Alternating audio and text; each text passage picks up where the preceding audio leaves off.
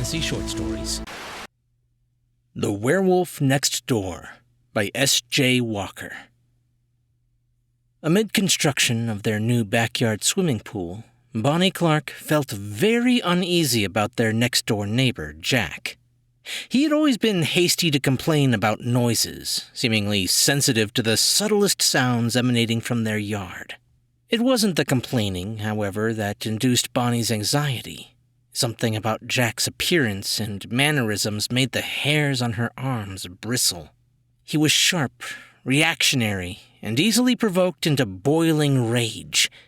He wasn't someone she wanted to aggravate. Bonnie felt the bodily sensation of shock like a cold shiver down her spine when she looked through her living room window.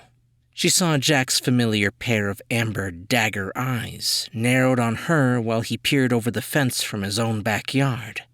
His unruly, disheveled brown hair contained frizz that stuck up like pine straw. He hardly looked human, almost resembling something wild, something that perhaps belonged in a forest far from the propriety of civilization.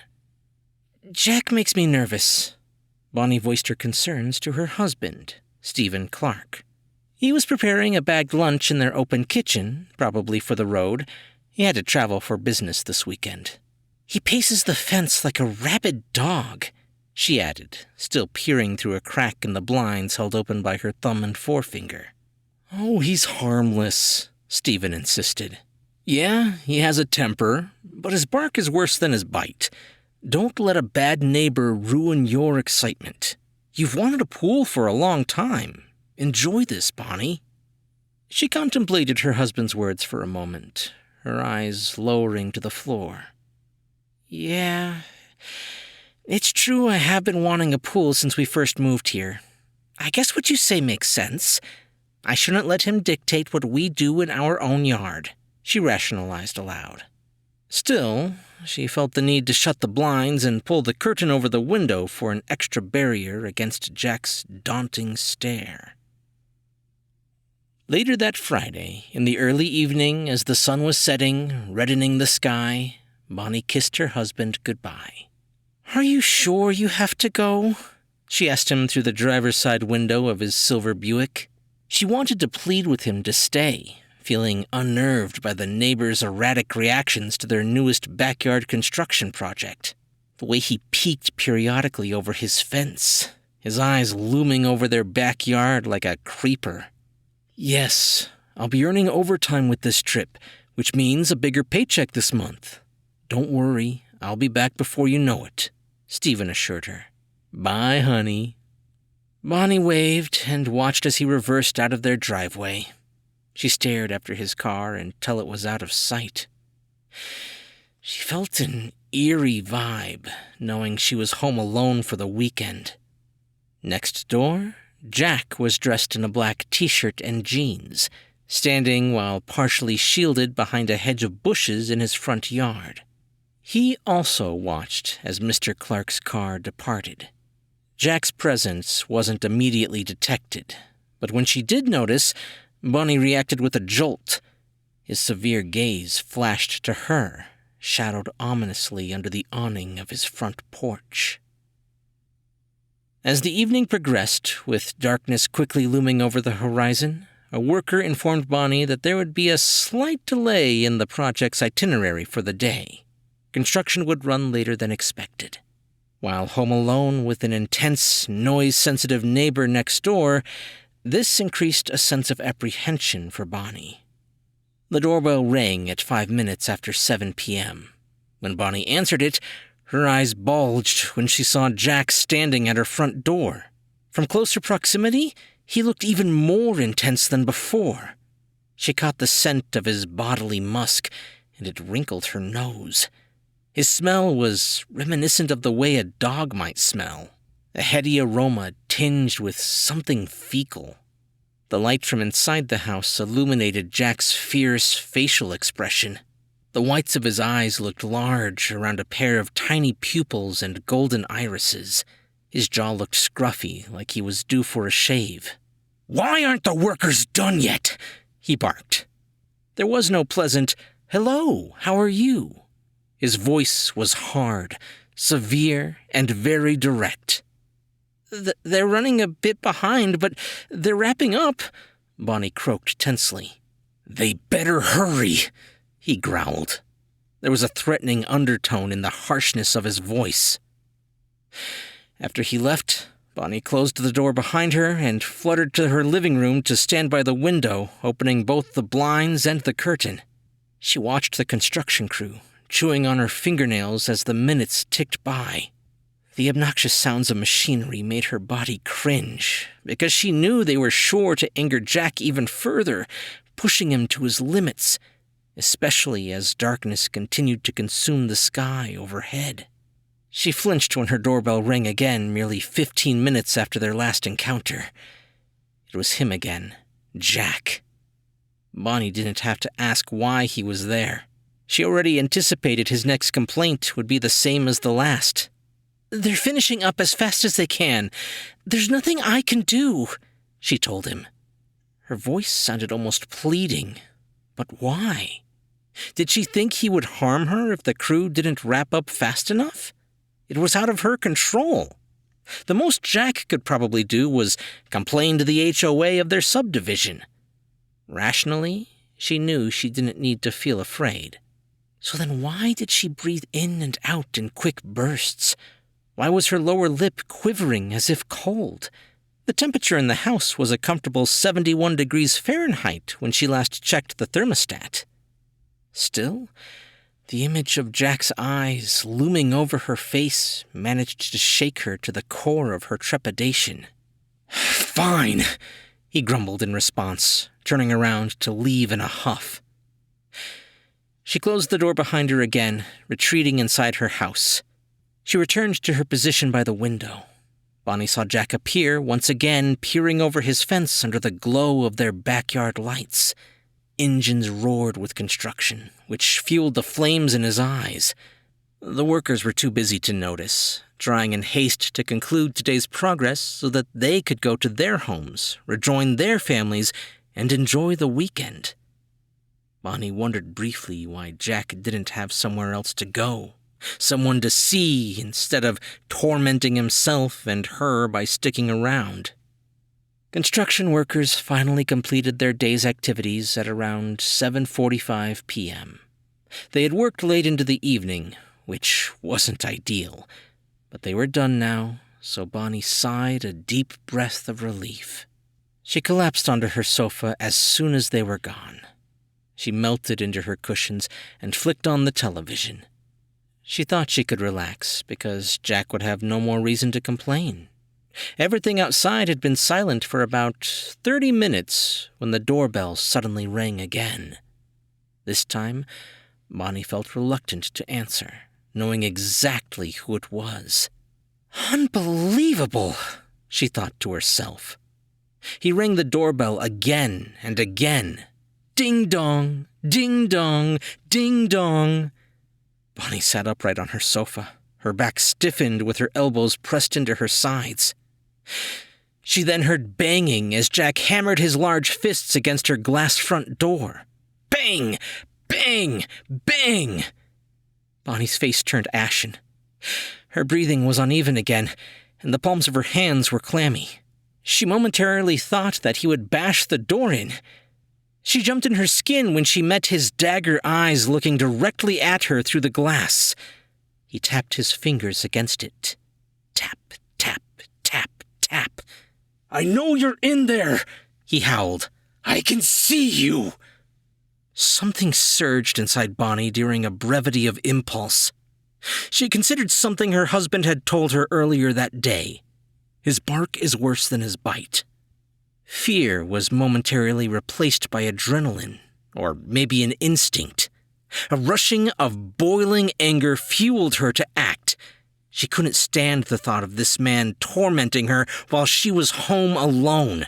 She'd felt like she had been treading on eggshells all evening, and now, when she finally thought she could relax, he started up again, antagonizing her.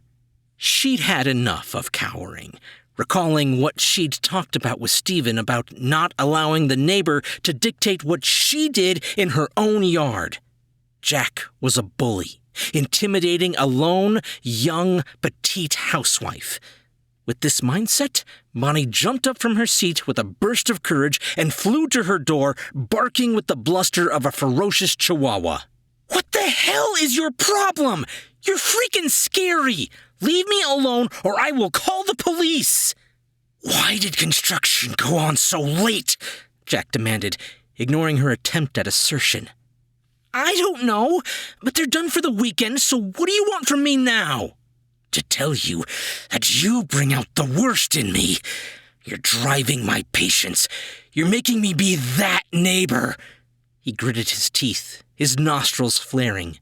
"Ugh, I'm not making you be anything," Bonnie retorted, irritation rising in her voice. "You're acting like a deranged lunatic all on your own." Even though part of her still felt uneasy and she questioned her decision to answer the door to this psycho, something in Bonnie's gut urged her to maintain a strong front. "Don't show fear," she thought, thrusting her chest and raising her chin. The strength demonstrated in her body language was convincing enough for Jack to take a step back. Still, he wasn't fully deterred by her newly fortified stance. "Do you see that moon?" he asked, pointing upward towards the sky. Bonnie followed his forefinger, gazing at a waxing gibbous shining brightly from above. "When it becomes full, you're going to be sorry." "What is that supposed to mean?" "You'll see," Jack snarled, exposing his teeth. The corners of his mouth twitched upward into a dark smirk. Something in his eyes hinted at impending danger. Bonnie closed herself in her house again, making sure to lock all the doors in her home. Bonnie called her husband's cell phone soon after her encounter with Jack. She furled under the blankets in bed, feeling safer in the cozy environment of the bedroom. The lamp on her nightstand was switched on, and she didn't want to sleep with it turned off tonight. She had to ring Stephen's number twice before he would pick up. "Hey, what's going on?" he asked. Bonnie immediately explained the situation with Jack, the words pouring from her mouth rapidly. "I can't believe you actually answered the door to him," Stephen criticized. "Who is it?" Bonnie overheard a woman's hushed whisper in the background. It hit her like a bombshell, striking pain directly to her chest. "Are you with someone?" She choked the words when she asked, her eyes swelling. "What? No, of course not," he answered firmly. Bonnie wanted to believe it. "Look," he said, redirecting the conversation. "I don't think Jack will hurt you. I think he's just trying to intimidate you. Keep all the doors locked and don't answer him again. You'll be fine." "Didn't you hear me? I told you I already locked the doors." "Oh, right." "You sound distracted," Bonnie noted. "Just busy with work," he said. "Stephen, can you please come home? I'm really scared," Bonnie pleaded. "I can't. There is someone there with you," she said. It wasn't a question.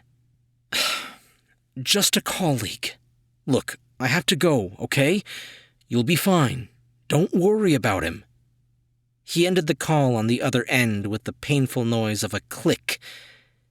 It sounded so final to Bonnie's ear. She felt like she would almost prefer a physical slap to the face. With a trembling body and a shattered heart, Bonnie dropped the phone from her hand and wept.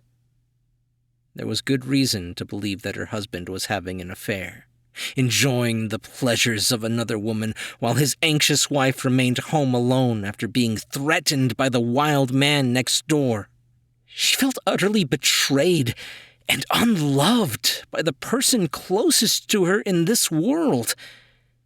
If Jack was planning to make good on his threat during the full moon, Bonnie wished he'd hurry up and get it over with.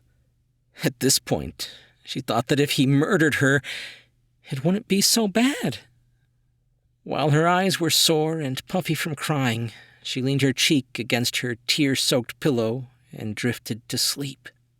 Maybe her silent wish would soon come true, and she would soon be relieved of her overwhelming heartbreak. When Stephen returned through the front door of his house after his trip, the brick was the first object he found lying on the carpeted living room floor, along with scattered shards of glass. He looked up to see a gaping hole through the window. "Bonnie? What happened? Are you okay? I'm home," he called, but there was no answer. "Where are you?" Panic heightened his voice. He scanned the scene in the living room. To his horror, there was a trail of red. He quickly followed the blood streaks to the backyard. He paused once he noticed that it stopped at the edge of the concrete hole that was the newly constructed pool. "Bonnie?" he said again. Still nothing. Stephen crept forward, slowly gathering the courage to peek over the ledge. What he saw was horrific. Bonnie's body mangled at the bottom of the empty pool, blood-stained concrete. Something resembling claws had torn through her skin. Half her face was sloughed off. She rested limp and lifeless, contorted in an unnatural laying position in a puddle of crimson. Brown fluff surrounded the gruesome image in patches of molted fur. Stephen could only assume she'd been attacked by a wild animal, something monstrous. This was confirmed for him when he spotted the red paw prints fleeing the scene as they padded across the pavement. Shocked and bereaved, he didn't know how to process what his eyes were seeing. One detail that stood out to him, however, was the state of Bonnie's fingernails, which were in their usual shape, chewed at the tips from her own teeth. The tips of her nails were not stained black with animal blood, which would have indicated a struggle. No, instead, she looked as if she had given in to the creature willingly. Her fighting spirit had not been activated when the attack occurred. Stephen collapsed to his knees, hovering over the ledge of the pool. He released a gasp after almost forgetting to breathe at the sight. He thought to himself how he should have come home when she asked. He should have called the police to check on her. He should have taken her concerns more seriously instead of shrugging them off. He suddenly felt a pair of eyes on him, remembering that Bonnie had complained about Jack. Stephen looked over his shoulder, up at the second-floor window of his neighbor's house. He caught sight of Jack standing behind the glass, staring down at him. Despite the distance, he could see the smirk lifting Jack's dark, dagger-eyed expression. In that second, he knew. He didn't have a logical explanation for it, but he knew. Bonnie was right. "He paces the fence like a rabid dog," she had told him. "He said I'd be sorry when the moon was full." She had given Stephen the clues he'd needed, but in his selfishness, he neglected to listen. Now she was gone, and he'd have to live with this knowledge that he'd failed to protect her. He'd failed in his duties as a husband, dismissed his wife in her time of need. A sense of deep-seated, internal regret weighed on him now. He inhaled a shaky, uneven breath, then exhaled. His heart felt heavy, like a cold, hard stone pressing down inside his chest, squishing his organs into mush.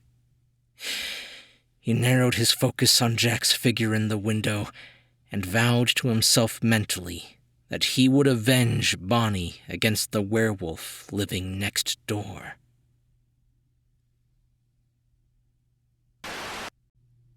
S.J. Walker has published many short stories in dark fantasy, including 7 with Dragon Soul Press so far, among others. She has also sold stories to podcasts including 13 Podcast, Creepypasta, No Sleep, Flash Fiction Podcast, etc. She's currently working on her debut novel. Hey guys, I hope you enjoyed that story. S.J. Walker is a returning author. She had 2 stories near the end of last year. And if you like this one, you'll love those ones. So I will leave a link to where you can find those down in the description. Also, I would like to once again apologize. My schedule is looking like it's going to be even crazier than usual. Between home repairs and both my vehicles kind of going out at the same time, it's a wild time. But no worries, I'll get it all sorted eventually. Until then, just expect my release schedule to be a little bit erratic, but thanks for being patient with me. Also, I am still working with YouTube. We haven't quite figured out why I'm not able to see comments. It's very confusing, and dealing with them is very, very slow. But we'll get there eventually, so... Anyway, I hope you guys enjoyed the story. If you did, leave a thumbs up and a comment if you're on YouTube. Or if you're listening to the podcast, just be sure to subscribe for more brand new short stories. I'm Chris Herron, and that's it for today's Tall Tale TV.